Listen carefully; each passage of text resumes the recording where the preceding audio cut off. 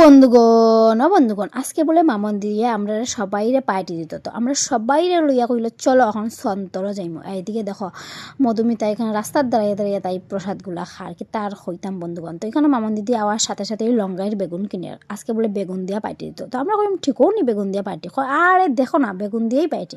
তো মনে দুঃখ লাগলো, তারপরে যেই আমরা দুঃখ দেখলো কইলো না দুঃখ নয়, চলো তোমরা আজকে ইলিশ মাছ দেয়া পার্টি। মাগ ঘুমাই শুনিয়া তো খুশি হয়ে গেলাম। তো এখন আমরা আই গেলাম ইলিশ মাছ কিনতে, ঠিক আছে। তারপরে এই যে দাদার দোকান থেকে এখন আমরা সবাই মিলিয়ে ইলিশ কিনবো। কোন দুইটা ইলিশ কিনবো চলো তোমরা আমি দেখাই। বন্ধুগণ দেখতে পারো আমার হাতে এই বড় বড় দুইটা ইলিশ লইম।